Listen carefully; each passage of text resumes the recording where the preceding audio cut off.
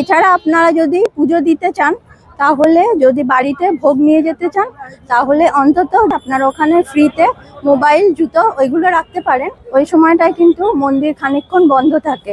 এতদিন ধরে তো আমরা জানতাম যে পুরীর জগন্নাথ দেবের যখন ভোগটা তৈরি হয়, একটা হাঁড়ির ওপর আরেকটা হাঁড়ি বসিয়ে বসিয়ে ভোগটা তৈরি করা হয়, কিন্তু আজকে একটা অন্য কথা জানলাম। জয় জগন্নাথ। আমরা এখন যাচ্ছি জগন্নাথ দেবের দর্শন করতে।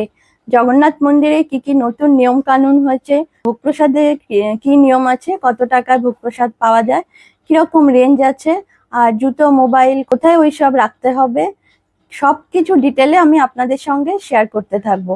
ভিডিওটা দেখতে থাকুন। টোটাল করে যাচ্ছি একদম পার্কিং অব্দি। বলেছে আমাদের পান্ডা ওইখানটাতেই নামাবে, পার্কিং থেকে ব্যাটারি গাড়ি পাওয়া যায়, ওটাই করে আমরা মন্দিরে যাব। ব্যাটারি গাড়িটা ফ্রি, আর টোটাতে নেবে 150 টাকা। জগন্নাথ দেবের মন্দিরে পান্ডা ছাড়াও যাওয়া যায়, কিন্তু পান্ডারা সব সময় গাইডের কাজ করেন। এই যে এরকম সব ব্যাটারি গাড়িগুলো রয়েছে, এতে করে আমরা মন্দিরে যাচ্ছি।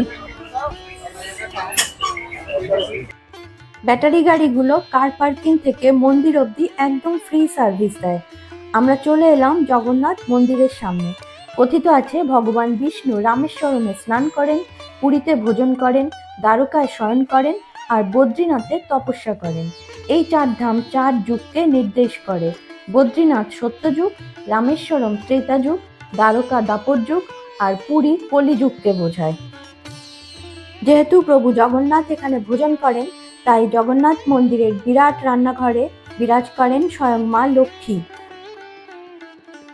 প্রভুকে রোজ 56 ভোগ নিবেদন করা হয়, 36টা পান রোজ নিবেদন করা হয়।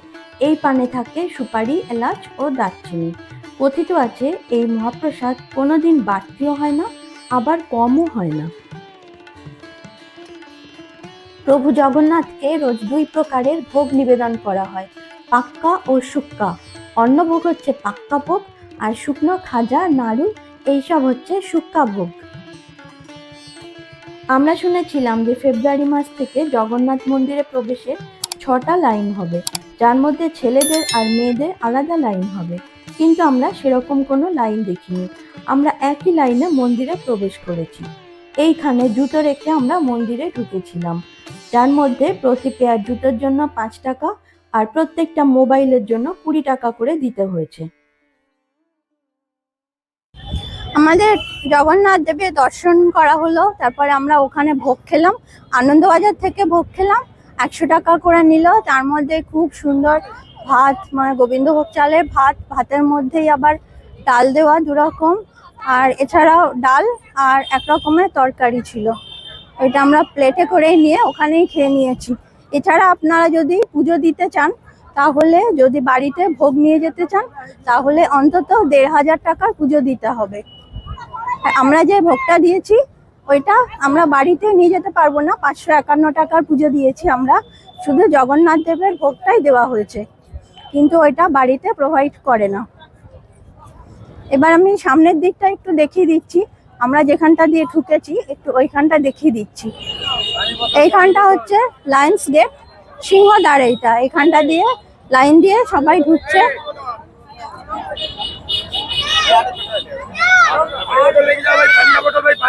এইরকম এই যে এখানে সামনে কিন্তু বসবার জায়গাও আছে, যখন খুব ভিড় হবে তখন মাঝে মাঝে এইখানে বসেও নেওয়া যাবে।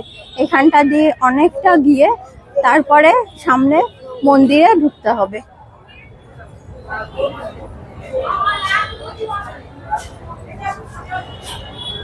আমি একটু ঢুকে দেখিয়েও দিচ্ছি। আর এই যে এখানে বসবার জায়গা আছে, আর এইখানে দেখুন সবাই ঢুকছে। এইরকম জায়গা অনেকগুলোই করা আছে, এটা একটু আপনাদের জন্য আমি দেখিয়ে দিচ্ছি ঢুকে।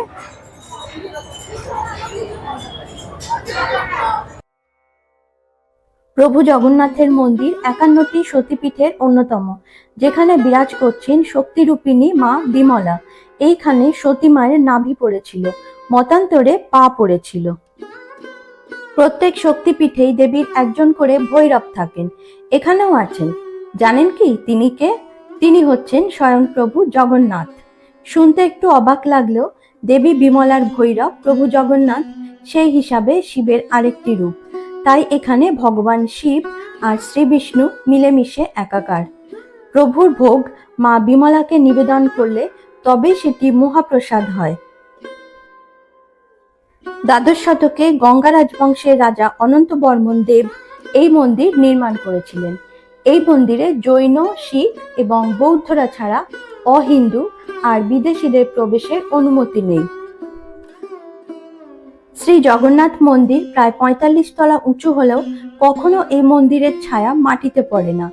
এই মন্দিরের চূড়ায় কখনো কোনো পাখি বসে না, আর মন্দিরের ওপর দিয়ে কোনো পাখি বা এরোপ্লেন উড়ে যায় না। মন্দিরের ধ্বজা সব সময় হাওয়ার বিপরীত দিকে ওড়ে।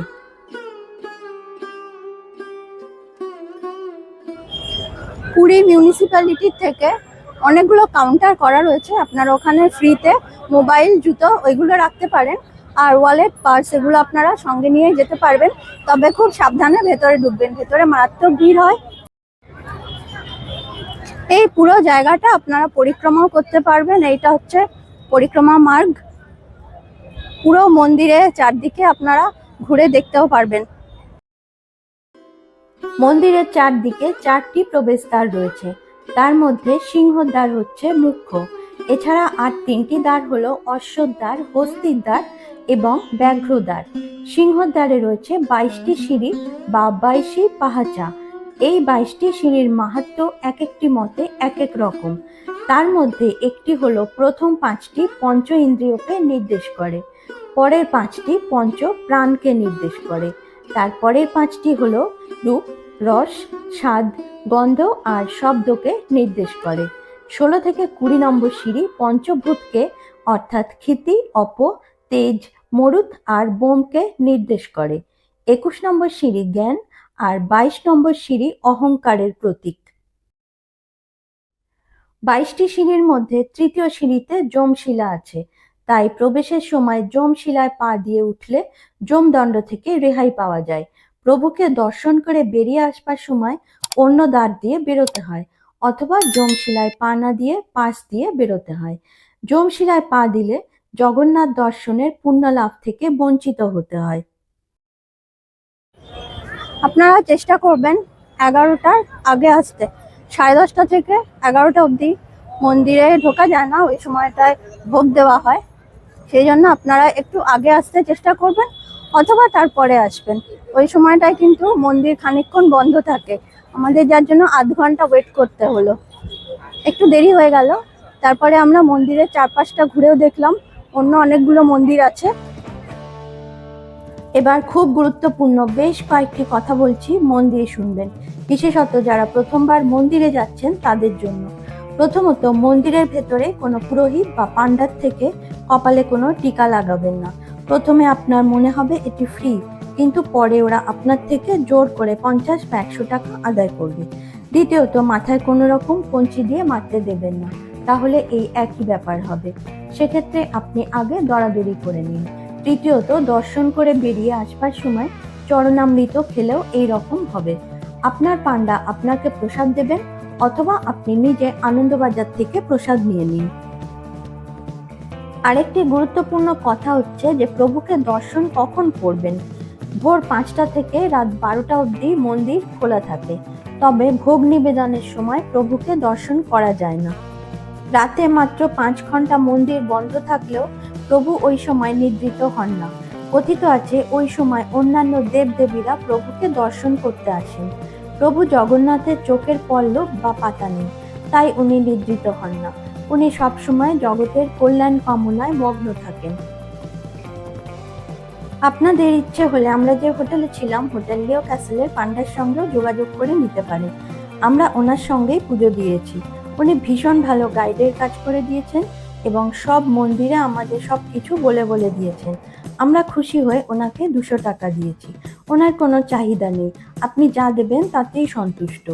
আপনাদের কন্ট্যাক্ট নাম্বার দরকার হলে আমাকে কমেন্ট করতে পারেন।